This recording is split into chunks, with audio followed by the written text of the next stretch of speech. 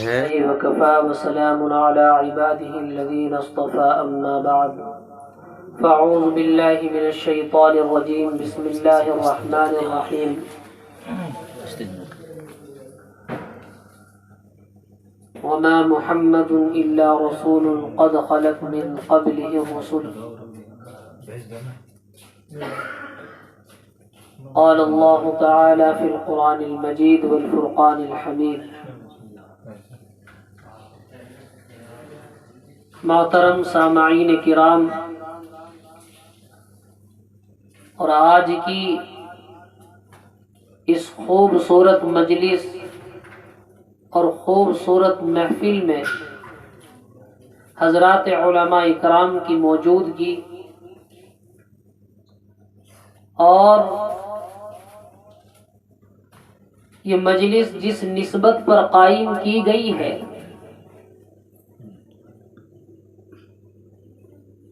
یہ نسبت بہت اعلیٰ ترین نسبت ہے۔ ایک طرف تو جناب رسول اللہ صلی اللہ علیہ وسلم کی تعریف اور توصیف بیان کی جا رہی ہے،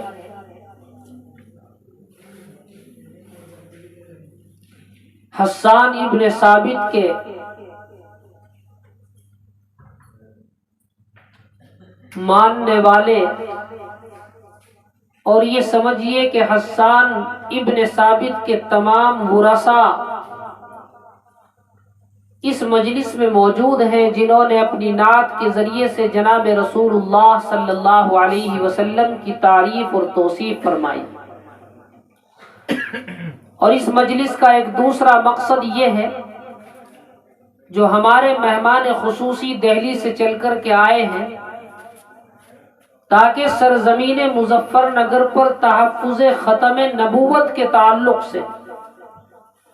ایک مضبوط لاہ عمل تیار کیا جائے، اور اس کام کی جس شخصیت کو ذمہ داری دی گئی ہے، جناب حضرت مولانا قاری محمد سہیل صاحب رحیمی دامت برکاتہ، یقیناً وہ اس کام کے اور تحفظ ختم نبوت کے تعلق سے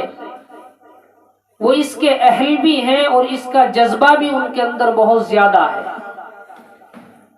میری دعا یہ ہے کہ اللہ تبارک و تعالی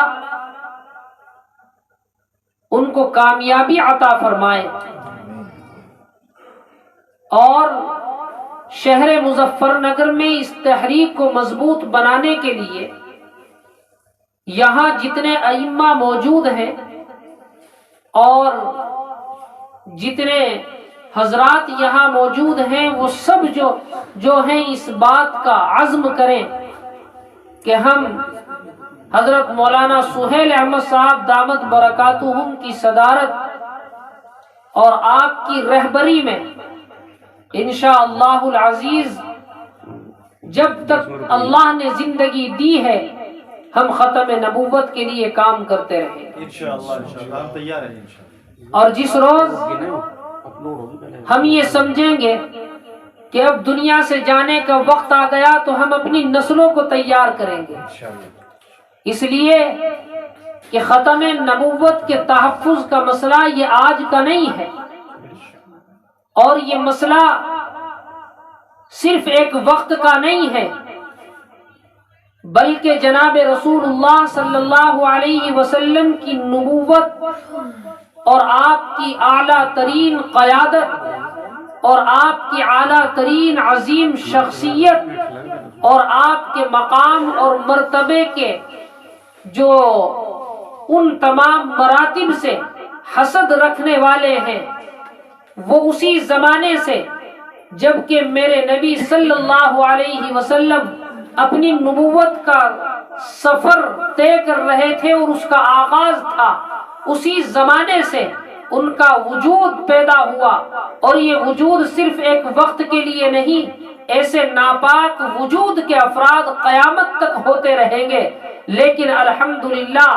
جہاں اس طرح کے ناپاک وجود کے افراد پیدا ہوتے رہیں گے، جن کو میرے نبی کی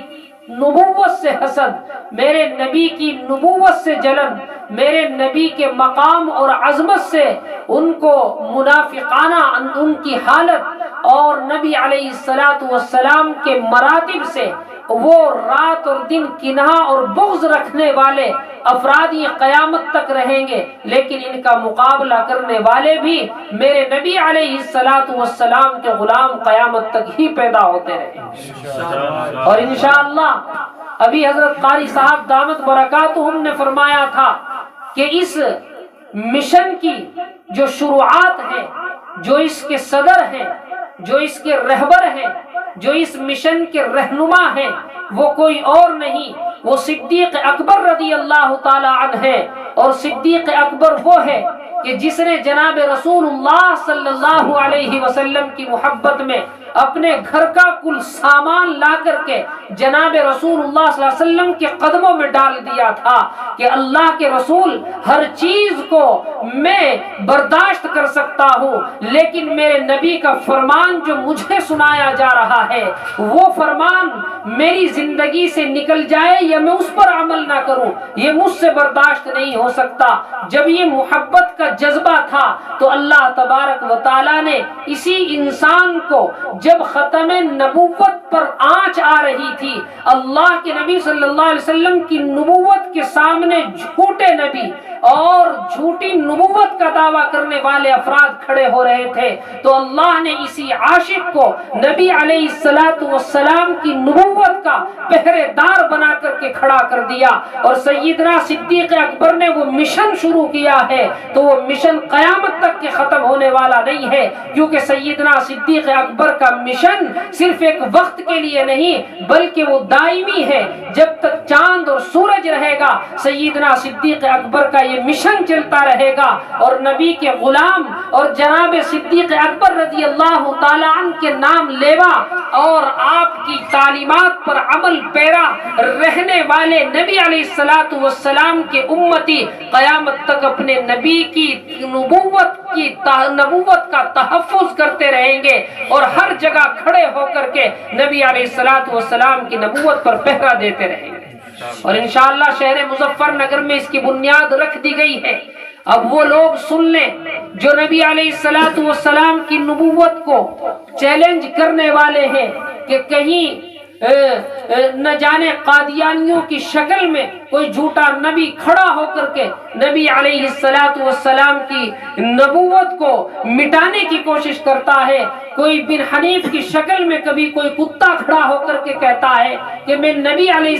میں نبوت کا دعویٰ کر رہا ہوں، میرے سر پر جو ہے وہ نبوت کا تاج سجا دیا گیا ہے۔ یاد رکھیں کہ ایسے لوگ اپنی بدزبانی اور اس طرح کے الفاظ کہنے سے باز آ جائیں، اس لیے کہ اب جناب رسول اللہ صلی اللہ علیہ وسلم کی نبوت کے محافظ جو ہیں وہ میدان عمل میں آ چکے ہیں، اور انشاءاللہ ہر ایک اسٹیج پر، ہر ایک میدان میں، وہ چاہے مناظرے کی شکل میں ہو، چاہے وہ علم کی شکل میں ہو، چاہے وہ عقلی دلائل سے ہو، چاہے وہ علمی دلائل سے ہو، ہر جگہ کھڑے ہو کر کے جناب رسول اللہ صلی اللہ علیہ وسلم کی نبوت پر پہرا دیں گے اور نبی علیہ السلام کی نبوت کا تحفظ فرمائیں گے انشاءاللہ۔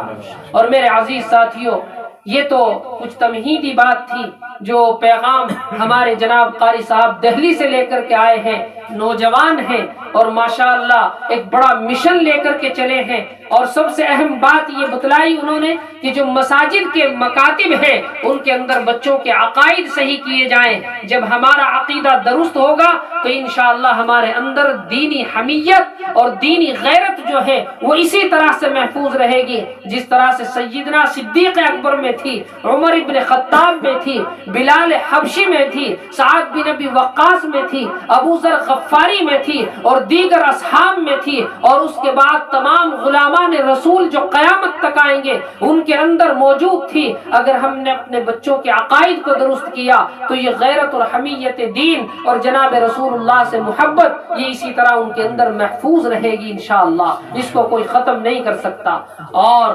یہ مجلس جو قائم کی گئی، اس میں تمام شعراء نے جناب رسول اللہ صلی اللہ علیہ وسلم کی تعریف اور توصیف فرمائی۔ چند الفاظ کہہ کر کے دعا ہو جائے گی انشاءاللہ، لیکن میں یہ بتانا چاہتا ہوں کہ جس شخصیت کی ہم تعریف فرما رہے ہیں میرے عزیز ساتھیوں، وہ عظیم ہستی وہ ہے کہ جس کی تعریف قرآن کر رہا ہے، کبھی طٰہٰ کہہ کر کے، کبھی یاسین کہہ کر کے، کبھی مزمل کہہ کر کے، اور کبھی مدثر کہہ کر کے، اور اللہ کے نبی صلی اللہ علیہ وسلم کی تعریفات کو جو ہے قرآن بیان کر رہا ہے۔ اور جس کی تعریف کو قرآن بیان کرے، جس کے چہرے کی تعریف قرآن والضحیٰ کہہ کر کے بیان کرے، میرے عزیز ساتھیوں، اس انسان کی زبان اس لائق نہیں ہے کہ اس عظیم ہستی کی تعریف کر سکے، لیکن یہ جو چند الفاظ شاعرانہ انداز میں جناب رسول اللہ صلی اللہ علیہ وسلم کی خدمت اقدس میں تحفے کے طور پر ان شاعروں نے پیش کیے ہیں، اس سے ہم نبی علیہ الصلوۃ والسلام کی تعریف و توصیف کا حق ادا نہیں کر سکتے، لیکن ہاں اتنا ضرور ہے کہ کل حسان ابن ثابت رضی اللہ تعالی عنہ کھڑے ہو کر کے کہہ دیں گے کہ میرے نبی کی تعریف اپنے شعروں میں کہنے والے، میرے نبی کی اپنے شعروں کے ذریعے سے توصیف بیان کرنے والے وہ افراد کہاں ہیں؟ آج وہ بھی حسان ابن ثابت کے ساتھ آ جائیں۔ اگر کھڑے ہو کر کے حسان ابن ثابت نے کہہ دیا تو آج کی یہ چھوٹی سی مجلس ہماری بخشش کا ذریعہ بن جائے گی۔ اور میں کہتا ہوں کہ دنیا کے لوگ جو ہیں، کوئی اپنی محبوبہ کے تعلق سے شعر کہہ رہا ہے، کوئی اپنے کسی متعلق کے تعلق سے شعر کہہ رہا ہے، لوگ بڑے بڑے گانے لکھ رہے ہیں، ان پر انہیں بڑی بڑی رقمیں مل رہی ہیں، لیکن میں آپ سے کہتا ہوں کہ آپ سے بڑا خوش قسمت اس دنیا کے اندر کوئی نہیں ہے کہ آپ نے ہوش سنبھالی تو آپ کی زبان سے میرے نبی کی تعریف ہو رہی ہے، اور اللہ سے یہ دعا کریں کہ ہم جب تک زندہ رہیں اپنے نبی کی تعریف کرتے رہیں۔ دنیاوی ہدائف اور دنیاوی دولتیں اگرچہ ہمیں نہ ملیں، لیکن جناب رسول اللہ صلی اللہ علیہ وسلم کی تعریف اور توصیف کرتے ہوئے ہم اس دنیا سے چلے جائیں، اس سے بڑی خوش قسمتی ہمارے لیے کوئی اور نہیں ہو سکتی۔ میرے عزیز ساتھیوں، یہ آج کی جو محفل ہے بڑی مبارک اور مقدس محفل ہے۔ اللہ کے نبی صلی اللہ علیہ وسلم کی سیرت اس میں بیان کی گئی ہے۔ ختم نبوت کے تعلق سے کچھ عزائم کی لیے گئے ہیں، کچھ نوجوان اس کے لیے تیار ہوئے ہیں جو بچوں کے عقائد کو بھی صحیح کریں گے، اور جس میدان میں بھی ختم نبوت پر پہرا دینے کی ضرورت پڑے گی انشاءاللہ اسی میدان میں کھڑے ہو کر کے یہ نوجوانان مظفر نگر اور یہ نوجوانان افراد اور یہ نوجوان جو ہیں اسی میدان میں کھڑے ہو کر کے انشاءاللہ ختم نبوت پر پہرا دیں گے اور اللہ کے نبی صلی اللہ علیہ وسلم کی نبوت کی حفاظت فرمائیں گے۔ اللہ تبارک و تعالیٰ کہنے سے زیادہ عمل کی توفیق عطا فرمائے۔ اللہم صلی علی محمد وعلی آل محمد کما صلیت علی ابراہیم وعلی آل ابراہیم انک حمید مجید۔ اللہم بارک علی محمد وعلی آل محمد کما بارکت علی ابراہیم وعلی آل ابراہیم انک حمید مجید۔ الہ العالمین رحمت کا، کرم کا، عافیت کا معاملہ فرما۔ یا اللہ، یہ جو مجلس قائم کی گئی ہے اے الہ العالمین اس مجلس کو ہماری بخشش کا ذریعہ بنا دے۔ یا اللہ، ایک ایک فرد کو جناب رسول اللہ صلی اللہ علیہ وسلم کا ثنا خواں بنا دے، آپ کی سنتوں پر عمل کرنے والا بنا دے۔ اے الہ العالمین، ختم نبوت کی تحریک سے اللہ ہم سب کو منسلک فرما دے۔ اے الہ العالمین، جتنے جوان، جتنے افراد، جتنے علماء، جتنے امتی یا اللہ اس مشن کے اندر لگے ہوئے ہیں، ان کے مال کی، جان کی حفاظت فرما۔ یا اللہ، ان کی آبرو کی حفاظت فرما۔ یا اللہ، دشمنان دین سے حفاظت فرما۔ اے الہ العالمین، دین اسلام کی حفاظت فرما، مراکز، مساجد، خانقاہوں کے اہل اللہ کی حفاظت فرما۔ یا اللہ، ہمارے ملک کے اندر امن و امان پیدا فرما، بھائی چارگی اور اتحاد اتفاق پیدا فرما۔ یا اللہ، قدم قدم پر اپنی نصرت عطا فرما۔ اے الہ العالمین، اپنے غضب سے ہم سب کی حفاظت فرما۔ اے الہ العالمین، دلوں کے اندر اپنے نبی کی محبت پیدا فرما۔ یا اللہ، اپنا قرب پیدا فرما۔ اے الہ العالمین، تمام حاسدین کے حسد سے حفاظت فرما۔ یا اللہ، ہمارے اس ملک کو بھی یا اللہ قیامت تک کے لیے یا اللہ امن کا گہوارہ بنا دے۔ اے الہ العالمین، دین اسلام کی اشاعت کا یا اللہ مرکز بنا دے۔ اے الہ العالمین، ہر طرح سے یا اللہ ملک کی بھی حفاظت فرما، یا اللہ مسلمانوں کی بھی حفاظت فرما، مراکز، مکان، مساجد، خانقاہوں کے اہل اللہ کی سب کی حفاظت فرما۔ یا اللہ، جو مانگا ہے وہ بھی عطا فرما۔ یا اللہ، جو مانگنے سے رہ گیا وہ بھی عطا فرما۔ یا اللہ، ہماری دعا کو اپنے اپنے حبیب جناب رسول اللہ صلی اللہ علیہ وسلم کے صدقہ اور طفیل میں قبول فرما. وصلی اللہ تعالی علی خیر خلقہ محمد وآلہ وصحبہ اجمعین برحمتک یا ارحم